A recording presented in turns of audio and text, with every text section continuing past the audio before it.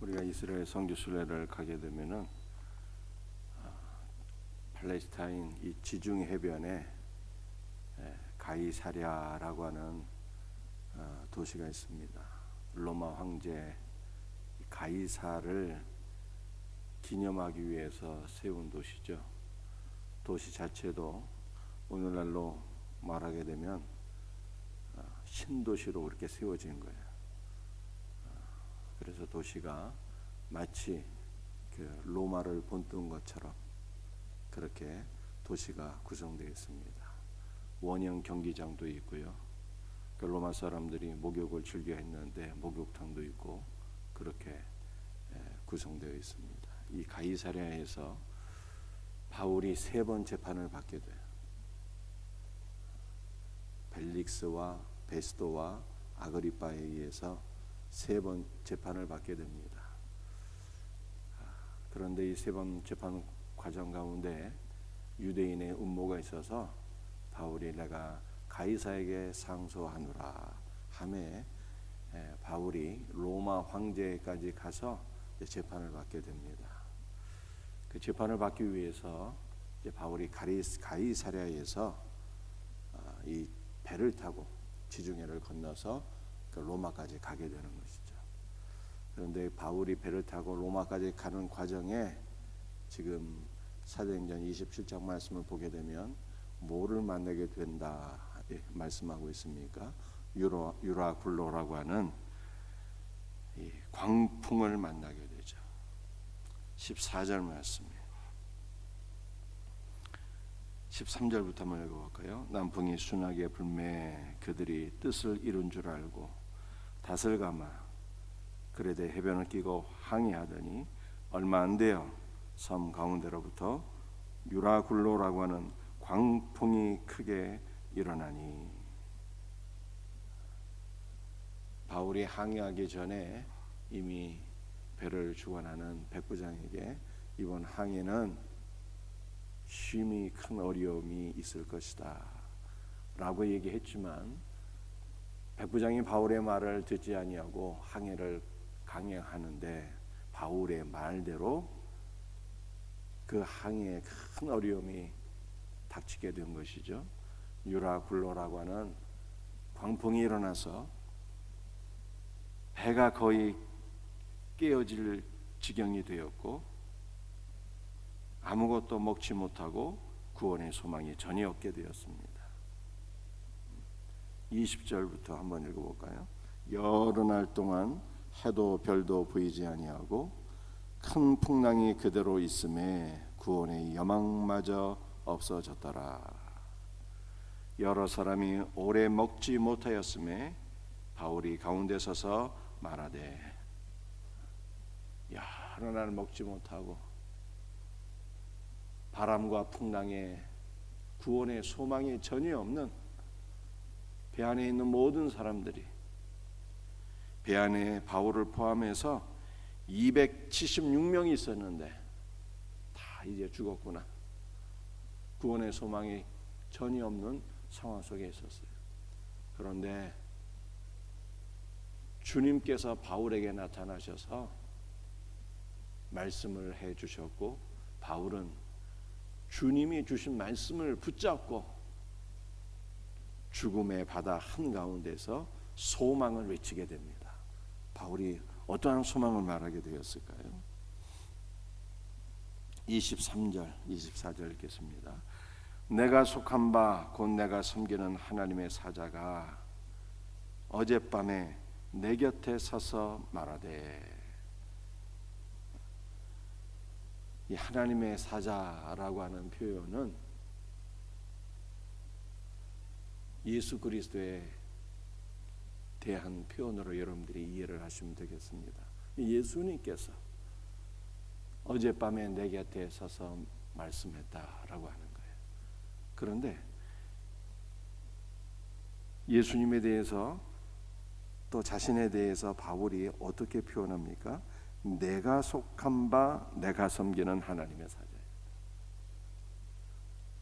그래서 이 하나님의 사자는 단순한 천사가 아니라 바울이 섬기는 하나님의 사자 예수 그리스도로 가리키는 거예요. 바울이 섬긴다. 그리고 바울, 내가 속한 바, 내가 그에게 속했고 나는 그를 섬기노라. 사랑하는 성도들이여, 여러분들은 누구에게 속한 자입니까?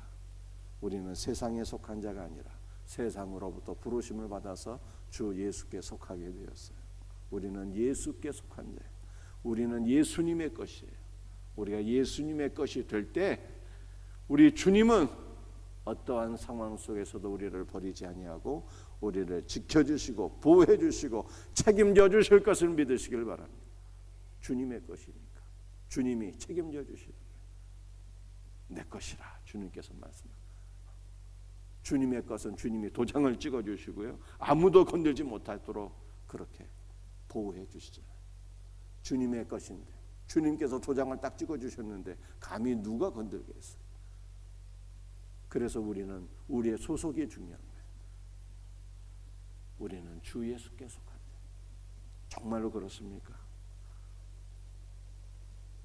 우리의 영과 우리의 육신과 우리의 마음과 우리의 가정과 직장과 사업장과 나의 시간과 나의 물질과 나의 모든 재능과 우리 존재 자체가 주님께 속했다는 것을 믿습니까? 그렇다면 우리는 주님의 것이니까 안심해도 돼요. 우리가 정말로 주님의 것이라면 사랑하는 성도들이요, 우리는 주님을 위해서 존재해야 되는 거예요. 저와 여러분들이 이제로부터 영원토록 오직 주님만 위해 존재하는 주님의 것이 되기를 주의 이름으로 축복합니다. 주님께서 말씀하셨어요. 뭐라고 말씀하셨습니까? 24절, 바울아 두려워하지 말라.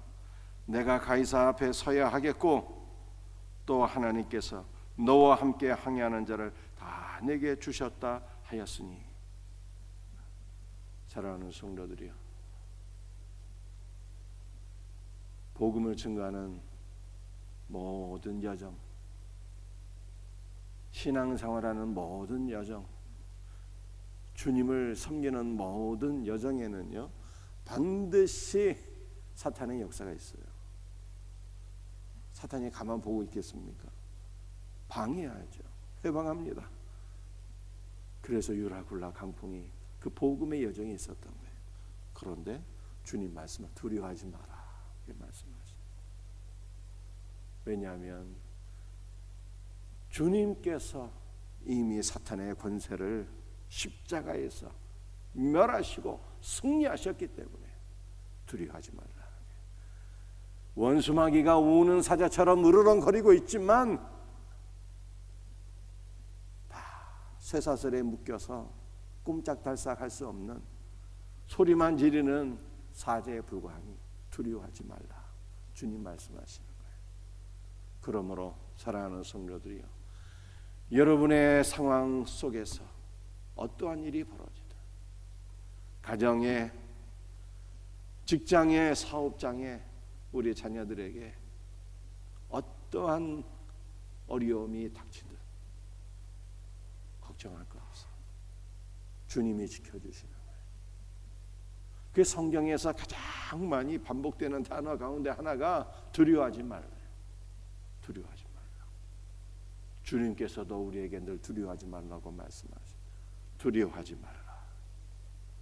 내가 너와 함께 함이니라. 놀라지 말라. 내가 너의 하나님이 됨이니라. 내가 너를 굳세게 하리라. 내가 참으로 너를 도우리라. 내가 너를 나의 의로운 손으로 붙들어 주리라. 주님께서 함께 하시고 도와주시고 굳세게 하시고 주님의 능력의 손으로 붙잡아 주시겠다는데 이걸 신뢰하지 못하고 두려워한다면 그건 믿음이 없는 거예요. 믿음이 없는. 함께 하시는 주님을 늘 바라보고, 여러분들 세상에 몰아닥치는 풍랑을 바라보면 두려움이 있게 돼요. 우리의 삶 속에서 몰아닥치는 풍랑을 바라보지 말고 우리 우편에 서서 우리와 함께 하시고 우리를 붙잡아 주시는 두려워하지 말라고 말씀하시는 주님을 바라보고 그분의 말씀을 듣게 되면 두려운 상황 속에서도 담대한 믿음으로 승리하게 되는 거예요.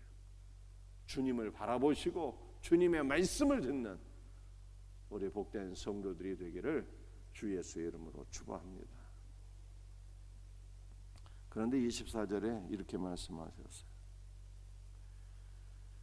바울아, 두려워하지 말라. 내가 가이사 앞에 서야 하겠고 또 하나님께서 너와 함께 항해하는 자를 다 내게 주셨다 하였으니.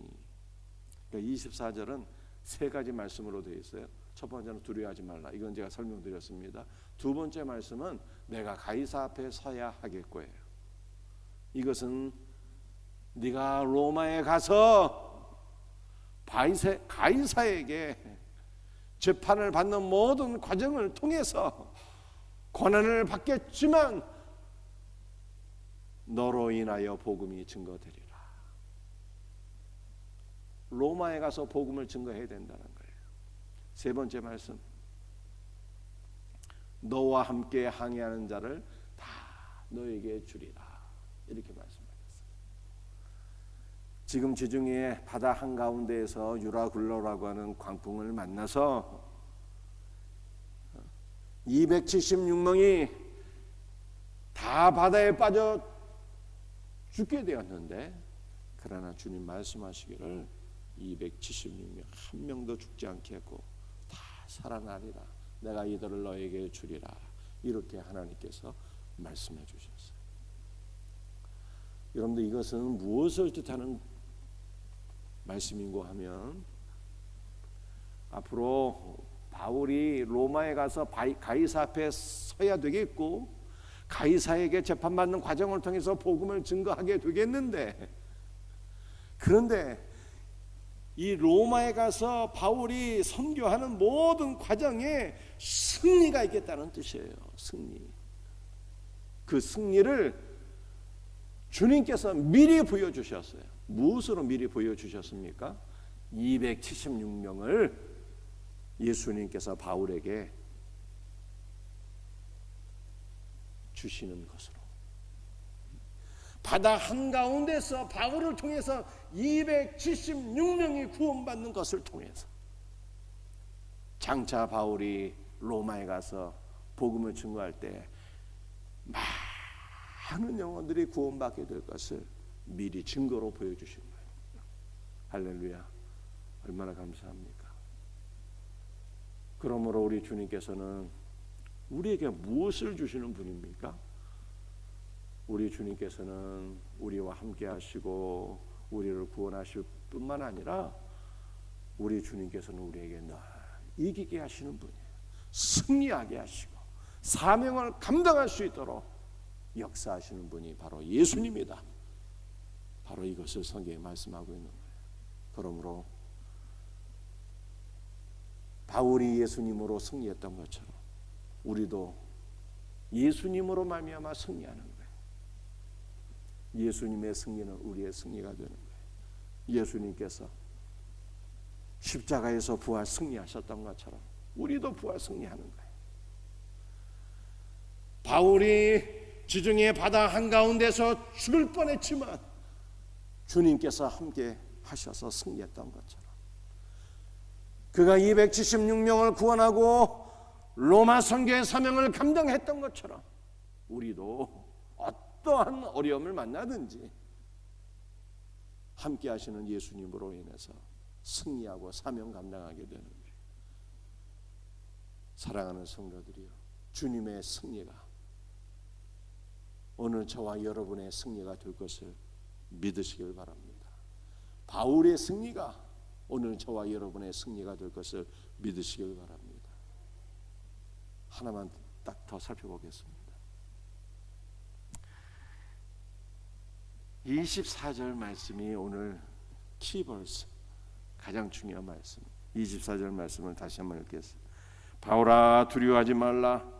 내가 가이사 앞에 서야 하겠고 또 하나님께서 너와 함께 항해하는 자를 다 내게 주셨다 하였으니. 너와 함께 항해하는 자를 내게 주셨다라고 말씀하셨는데요. 이 주셨다라고 하는 것이 카리스, 은혜라고 하는 단어예요. 은혜. 원문에는 주셨다가 아니라 은혜로 되어 있어요. 276명의 은혜라는 거예요. 276명이 바다 가운데 다 빠져서 죽게 되는 상황이었는데 이들이 다 구원받게 되잖아요. 주님의 은혜라는 거예요. 바울이 지중해 바다 한가운데서 유라굴라와 강풍을 만나서 바다에 빠져서 죽게 되었는데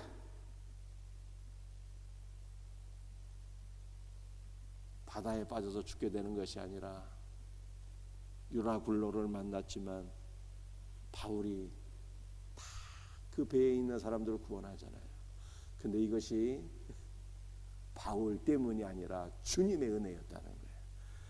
바울이 승리하게 되었는데, 죽음의 위기 가운데 승리하게 되었는데, 이것이 바울이 어떤 무슨 능력이 탁월해서, 지혜가 탁월해서 바울이 승리한 것이 아니라 주님의 은혜였다는 거예요.